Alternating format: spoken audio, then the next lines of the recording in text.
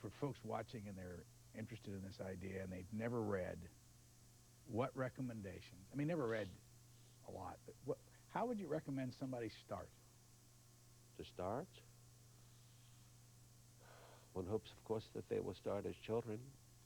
But if they haven't started as children, if they haven't read Lewis Carroll or Edward Lear or The Wind in the Willows by Kenneth Grahame, that beautiful book, I guess a wonderful place to start would be with a book that I fell madly in love with when I was 11 or 12 and must have read 100 times since, The Pickwick Papers of Charles Dickens. An immensely readable and lovable book, and open, humorous, charming, simple to read, immensely rewarding. And of course, with the earlier plays of Shakespeare, with Romeo and Juliet, until, one can go on to Hamlet, until one can go on to the two parts of Henry IV and my great hero, Sir John Falstaff, with Jane Austen,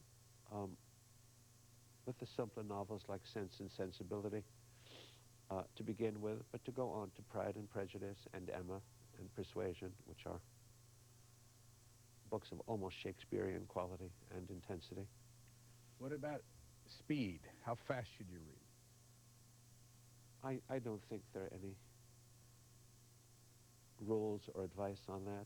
I mean, everybody will find her or his own natural pace. I'm hardly an advocate of speed reading. I happen myself to be, just as I have a preternatural memory, I had, particularly when I was younger, a scandalous rate of reading. It has fortunately slowed down as I have gotten old, but I still read very quickly indeed. But again, I suspect it's a Talmudic inheritance and that these things must in some way be genetically transmitted or transmitted in some way. But I don't think it matters how fast you read. I mean, for reading there never will be enough time, and as I say in this book, ultimately you read against the clock because, I remember arguing in a book called The Western Canon that if we had not just our 70 or 75 or 80 years, depending upon medicine, if we all were going to live 140 or 150 years, there would be no argument about the canon. There would be world enough in time to read everything. And if you wish to read on a representative basis rather than on the basis of high intellectual and aesthetic quality, I would have no quarrel with it. But time is limited. There is only so much time.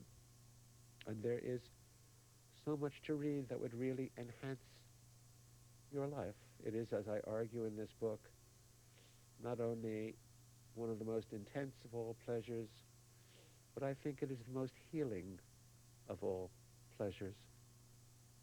I think it is more profoundly therapeutic than most of what is urged upon us as therapy. I mean, one does not quarrel, of course, with antidepressive drugs or anti-schizophrenic drugs. They are essential, but when it comes to the various modes of talking therapy, or even of spiritual therapy, I would urge a deep course of solitary reading of the books that most matter instead.